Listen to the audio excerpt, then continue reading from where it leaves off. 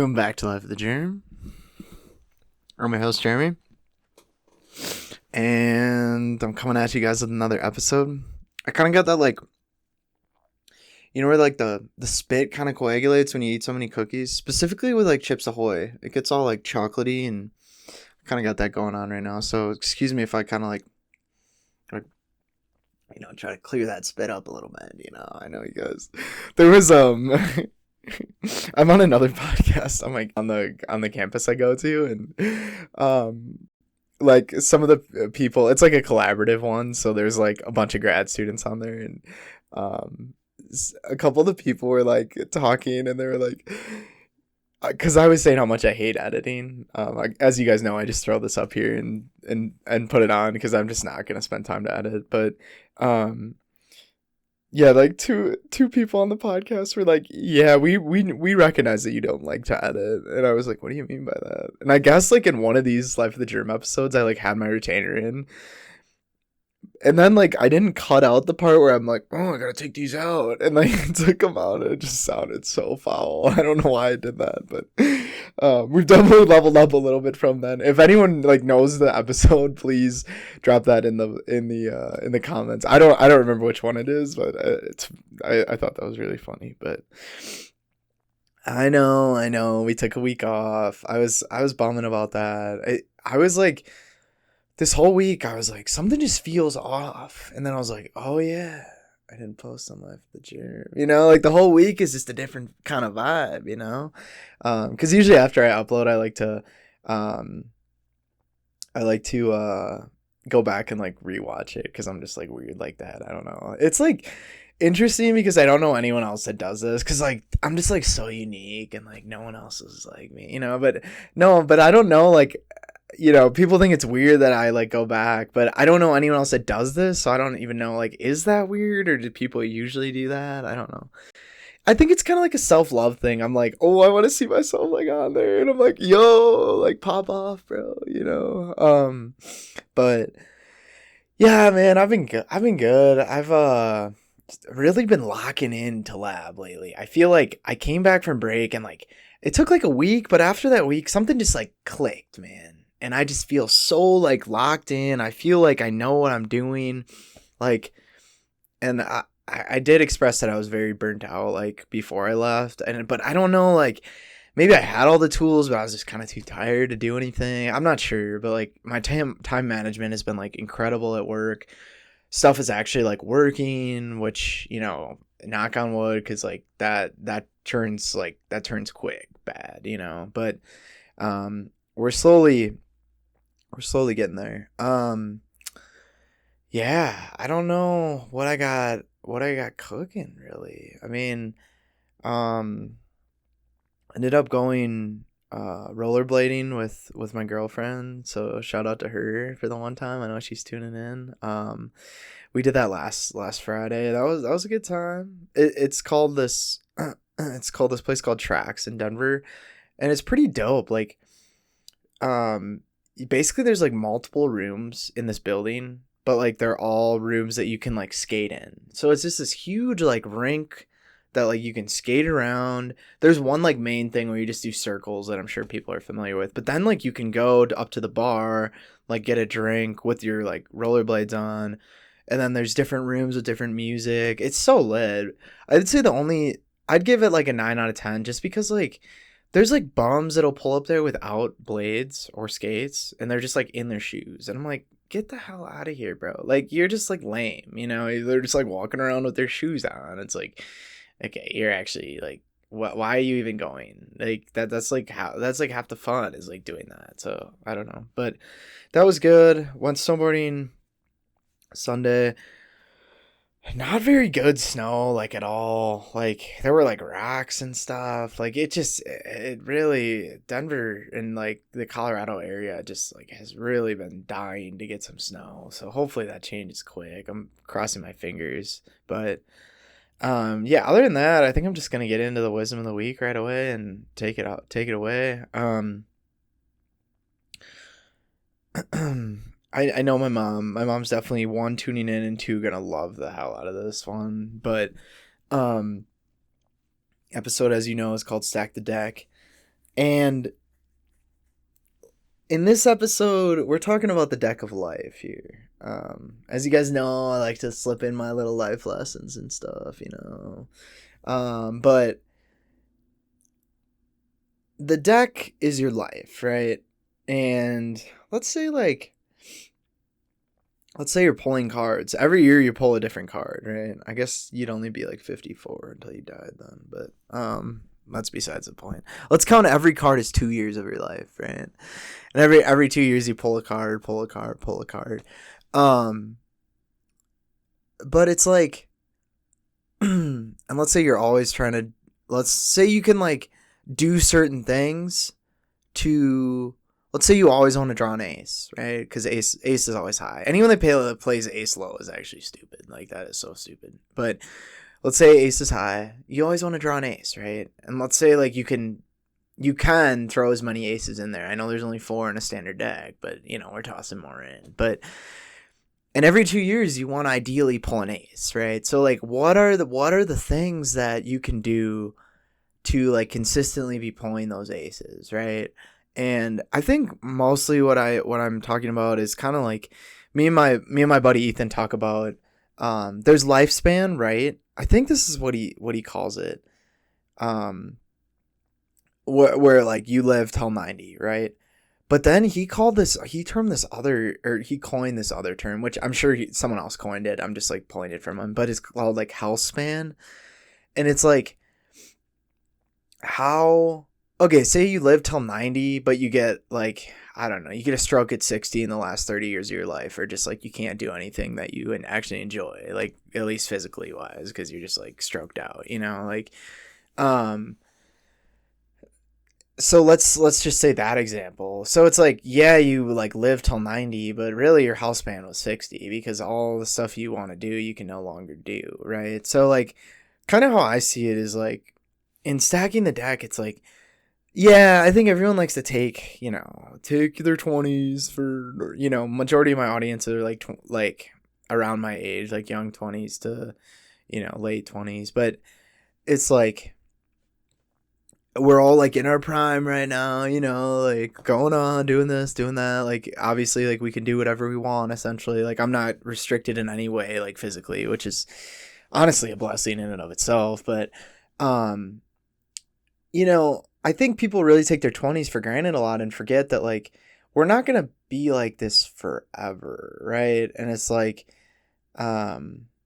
even me, dude, I've been getting like some tight back sometimes after a run. Like it's not like, it's definitely not how it was when I was like in high school and you could just like run around, do anything. Like, but 20s generally, I mean, you are like peak muscle wise pretty good. But what I'm saying is just like, what are the things you can do today to ensure your future tomorrow, right? And like, I think it's not so much that like, take me for example, right? Like, I don't have to go work out like once or twice a week, right? I could just go without that, and I probably wouldn't see like that big of a difference because right now my metabolism is like incredibly fast, right? And I just don't put on pounds like that.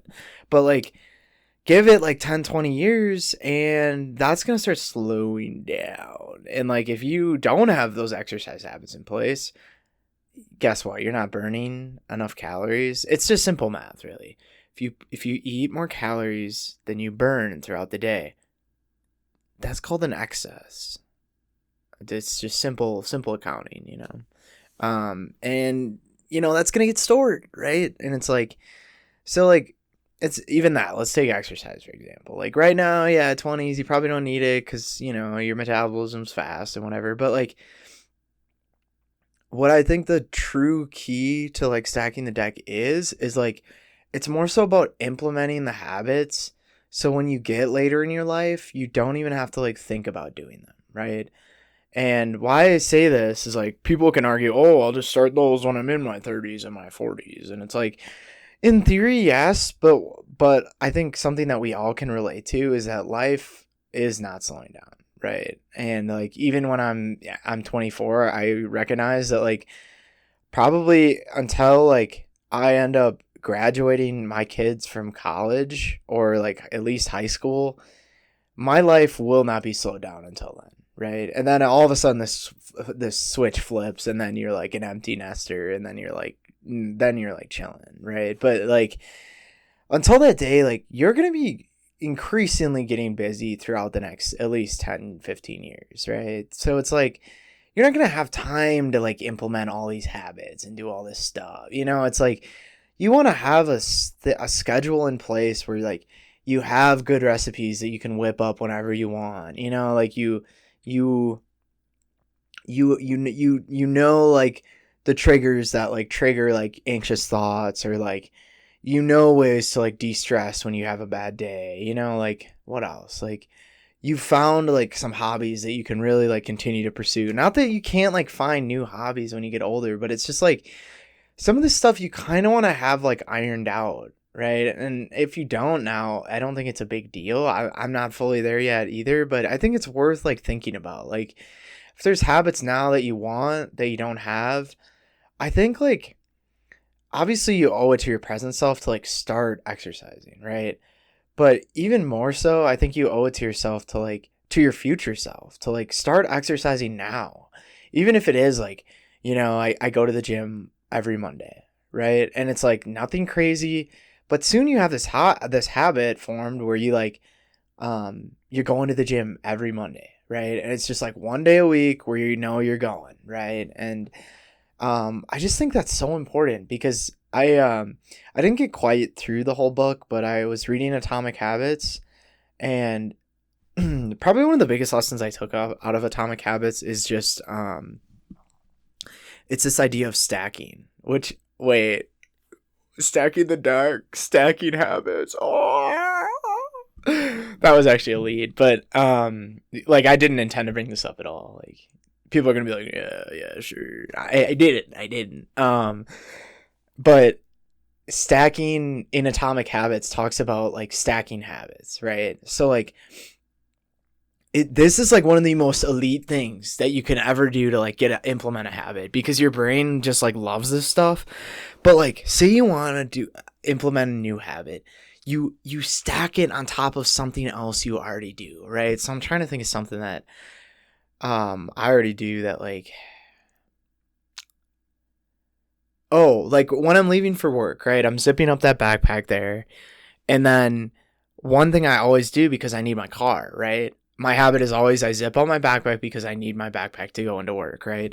But right before I leave, my keys are like right up here. So I always make the effort of like, I zip up my backpack and then I'm like, oh, I need my keys. So then it's like this, they're two separate motions, right? I'm like, I have this whole routine down that is all stacking habits, right? It's like, first I'll make breakfast, then I'll eat breakfast.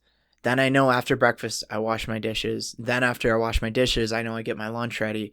Then I know I put my lunch in my backpack. And then I know I zip up my backpack. And then before I leave, because I need my car keys, I make sure that my brain doesn't even have to think about it because it's a habit, right? I'm just like, oh yeah, keys. And then I'm out the door, right?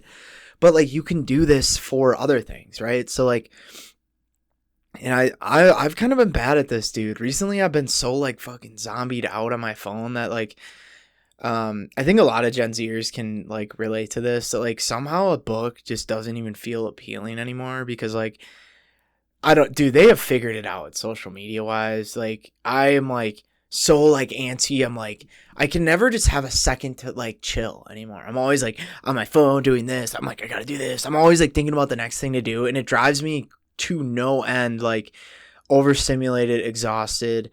And like one thing I'm trying to do, but why I say this is because like I've been trying to like start to read this book, right?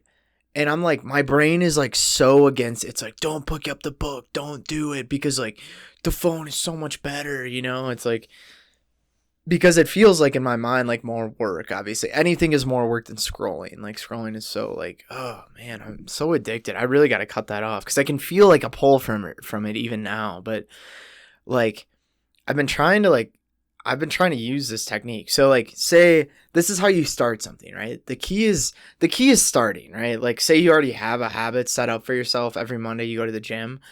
Then like I don't know, like one thing I used to do before going into the gym is like I'd read, as soon as I'd park my car, I'd read a book in the car. And then I just associated with whenever when I park my car in the gym, I'm going to reach for that book and read like 2 pages. So like if there's anything that you can think of that you already have a habit for, like even like brushing your teeth in the morning, right? It's like, oh, before I brush my teeth, I'm now going to do X, right? Like, I wake up in the morning, before, right after I wake up, I'm going to like go on my dream journal or like something. I don't know. Like you can figure that out. But really, I think like just try thinking of all these different things that you can do to like stack the deck. So when you are 60, you can still do the stuff you love, right? Because like my worst fear is exactly what I just described. Like obviously there's circumstances where like you get into a car accident, like you can't control that. But even then, dude, it's like, I don't know if you guys know this, but like people that are fit recover from accidents much, much faster.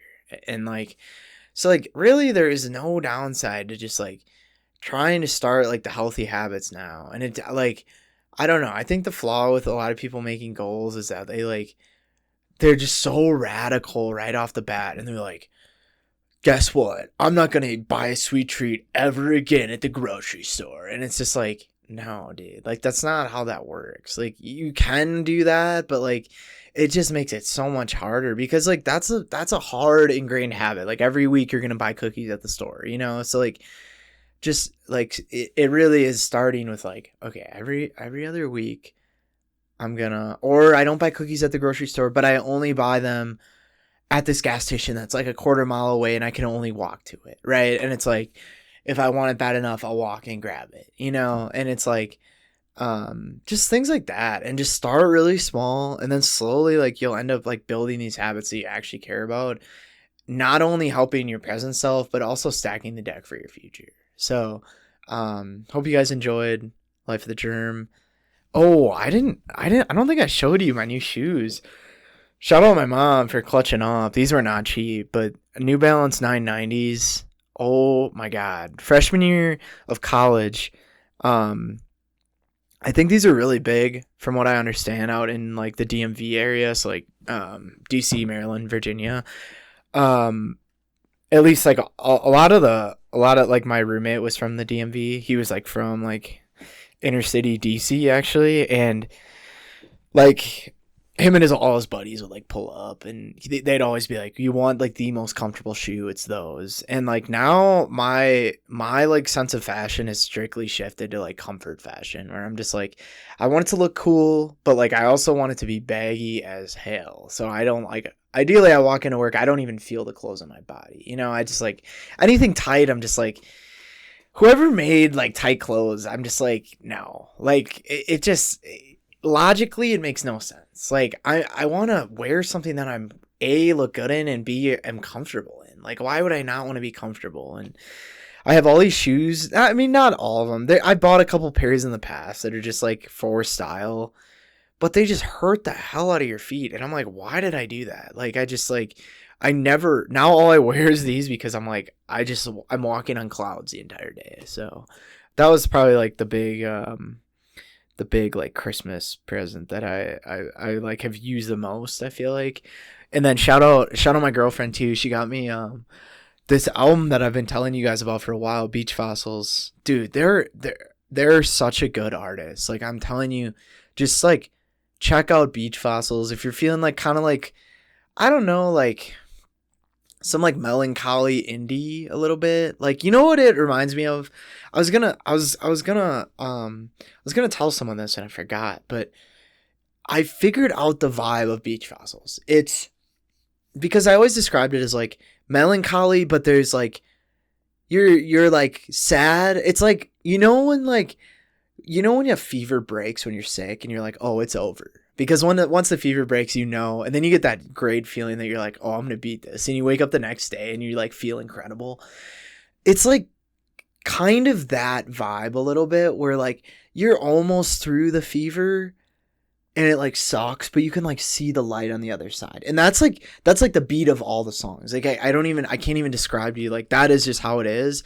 But more specifically, I was in the car today and I was thinking of like, you know what it is? It would be like if I directed a zombie movie, right? And like everyone's dead, right? And it's like me and like my homies and like my family and my girl, and that's like it, right? Like that's all that there is. Like everything's deserted. There's no like, and it's just like a simple life. So like this would be like, I would say the outro of the zombie movie where you like killed all these zombies, and now like you're at like, I think of like 28 Days Later when they're like in the prairie and they're like waving down this plane like, hey, hey.